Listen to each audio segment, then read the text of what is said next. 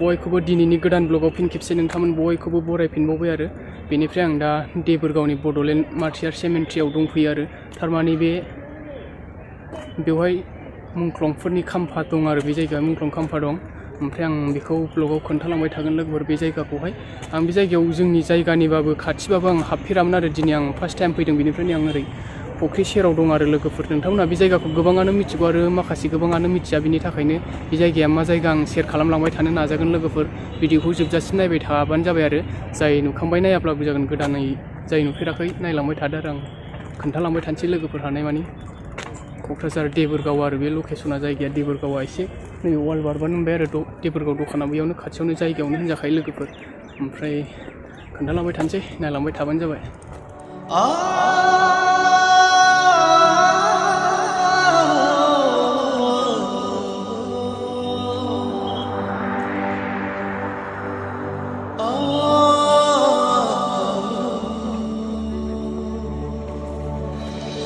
Bodoland Martyrs Sementery.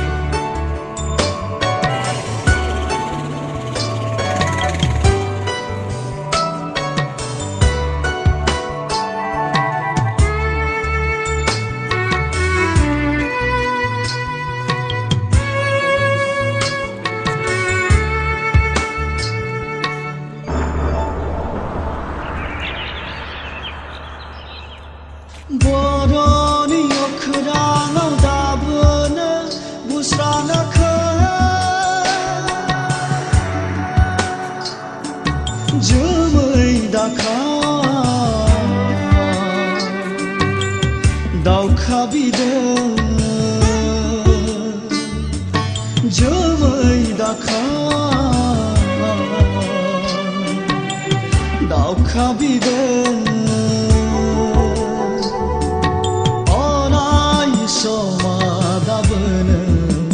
नाख्रेबजाना अराय समा दाबोनो नासयजाना अराय समा दाबोनो मोहेरजाना अराय समा दाबोनो गादबजाना बर'नि अख्राङाव दाबोनो बुस्राङाखै जोमै दाखा दावखा बिदों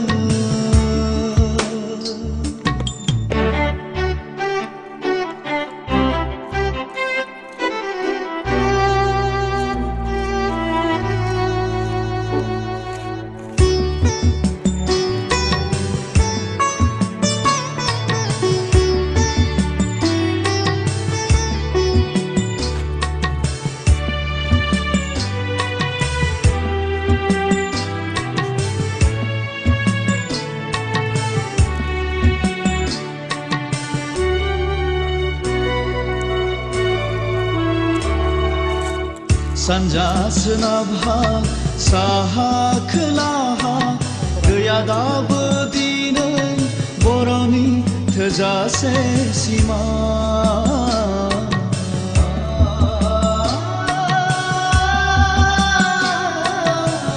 गांनाय उखैनाय गाबनाय मिनिनाय लोगोफोर ओमफ्राय आं नैबे अन्थाइ गुफुर गुफुर नुदोंना खाम्फा थारमाने बेखौहाय मानसिफ्रा गोबाङानो मिन्थिगौ आरो गोबाङानो मिन्थिया जानो हागौ आरो थारमाने नैबेयो मुंख्लंफोरनि खाम्फा आरो नैबे फिसा फिसा अन्थाइ लुनानै दोननाया बेनिफ्राय ओरैजाय मुरथि दंजोबो नै बिसोरो खाम्फा लुनायजोब बेनिफ्राय र' आं नैबे सोरनि मुरथि नैबेखौहाय एसे खाथियाव थांना खोन्थानि आरो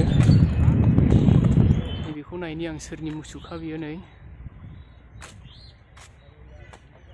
लोगोफोर सुजित नार्जारि नामा सुजित नार्जारि बिनिफ्राय मा होनदों बाथिपारा गामिनि नाम खोमा बे बाथिपाराया क'क्राझार सुजित नार्जारिया सोर होनबा लोगोफोर बयबो मिथिखायो जाय जोंनि बड'लेण्ड मुभमेन्टनि फार्स्ट बड'लेण्ड सोमावसारनायाव मुंख्लं जानाय आरो बे नै सुजित नार्जारि बियो बिनि खाम्फा ओमफ्राय ओरै बैयाव सासे हिन्जाव दं आरो बेखौ सोरनि आंबो बे जायगायाव आं जायगानिबाबो खाथिनिबाबो बेयाव खुनुदिन हाबफेराखैमोन लोगोफोर दिनैसो फार्स्ट टाइम आरो बिनिफ्राय नाजानोसै बे जायगायाव इसिबां मा दं बेखौ देखायनो नाजाबाय थागोन आरो। ओमफ्राय नै हेलेना बसुमतारी नै लोगोफोर, आं बेखौबो दिनैसो नुफैफेरबाय आरो बिनि मुसुखाखौ। आं बे जायगायावनो हाबफेरखायाखैमोन नालाय, जायखौ जों खोनाबाय थायो गायदे हेलेना बेबायदि होनलायलायनाय। नैबे मथामबिल सराइबिलनिमोन नैबे गसाइगाव डिस्ट्रिक्ट आरो सराइबिल एरियानिमोन बे मानसिया, हेलेना बसुमतारी आरो। ओमफ्राय लोगोफोर नैबे अन्थाइ खाम्फाया थारमाने जोंनि सिगांनिफ्राय जेब्लानाखि बर'फ्रा आन्दालन खालामबोजेनदों जोंनि बड'लेण्ड सोमावसारनायाव आरो बिसिबां मुंख्लं जाबोदों, बेफोर गासिबो बेवहाय मुंख्लं जालांनायफोरनि नामखौहाय बेवहाय बिसिनि मुङै खाम्फा बानायनानै दोनदों आरो अन्थाइजोंहाय। बेयाव दखरसे दं, बिनिफ्राय हरै फारसेजोंबो दखरसे दं आरो। आं खोन्थालांबाय थागोन लोगोफोर। बिनिफ्राय आं मोननै मोनथामसो खाम्फाखौ खाथियाव नायनानै खोन्थानि आरो सोरनि बबे जायगानि बियो।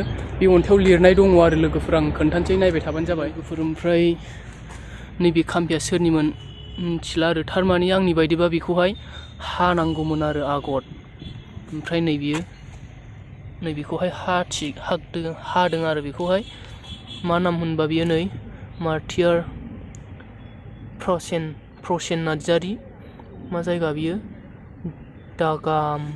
दागारमाखा तामुलपुर अदालगुरिनि नै बियो लोगोफोर, अदालगुरिनि बियो। बिनिफ्राय र' आं नैबे एसे गोमोरबाय नै। ओमफ्राय नैबेयो मानि होनबा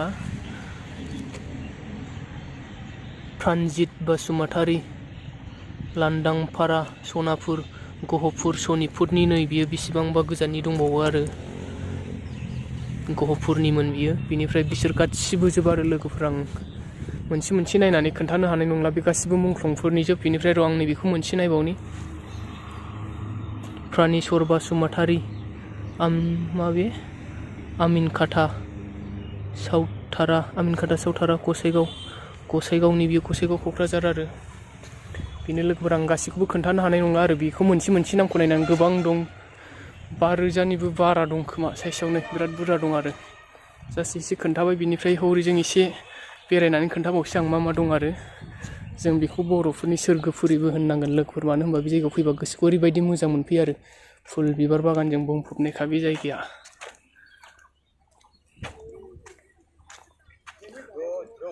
ओमफ्राय लोगोफोर बे जायगायाव थारमाने गोबां मानसिफ्रा फैयो, बिदिनो जानला मोनला खालामफैनो नाङा आरो। थारमाने बे मुंख्लंफोरनि जायगासो नालाय, जों सनमान होनो रोंनांगौ आरो। बे जायगायाव फैनानै बिदिनो जुथा सेन्देलफोरजों फैनानै गाख्लाबलि फट' सेल्फि लानाय, भिडिअ खालामनाय बेफोरबायदि खालामनो नाङा आरो बे जायगायावहाय।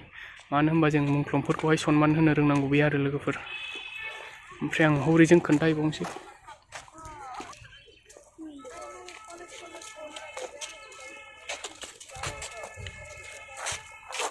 ओरैजाय नै खाम्फाया नै बाहायबो मोनसे दंबावो आरो। टटेलथ' बेसेबां दङ बेयाव लोगोफोर आं साननाय जायासै आरो, गोबां दङ नै। ओमफ्राय ओरैजाय आं बै खाम्फाखौ नायबावनोसै, बड'फा उपेन्द्रनाथ ब्रह्मनि खाम्फा बियो लोगोफोर। बड'फा उपेन्द्रनाथखौथ' जों गासिबो बर' हारियानो मिथिखागौ, जोंनि बर'नि बिफा होननानै मानियो बेखौहाय।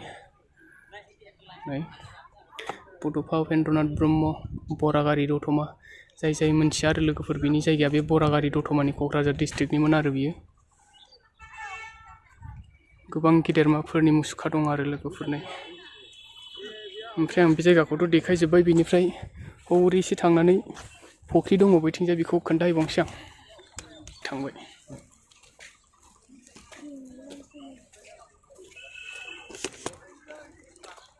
गैया दाबो दिनै बर'आ नासयनो हाला, नाजाबावनांगोन जों खर'नि थुंग्रिजों, जुजिबावनांगोन जों खलमनि दावहाजों, नाजाबावनांगोन जों हारिमुनि दावहाजों, जुजिबावनांगोन जों बिमानि राव थुनलाइजों। जों खौसे जा, जों हानजासे जा, जों नखरसे था। बर'नि अख्राङाव दाबोनो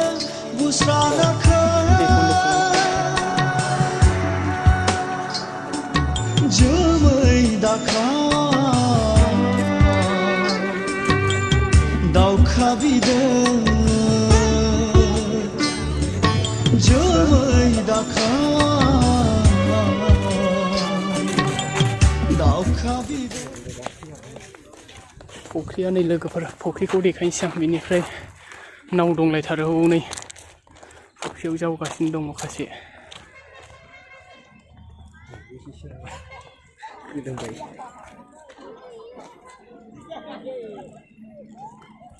र' एसे खाथियाव थांनानै देखायनो आं दैया माबायदि मैला नामा नै वालखौ बेबायदि बानायदों आरो एसे स्ल'यै नाबो दङ नामा बे जायगायावलाय फुख्रिया एसे गिदिरानो नाव जावगासिनो दं हनै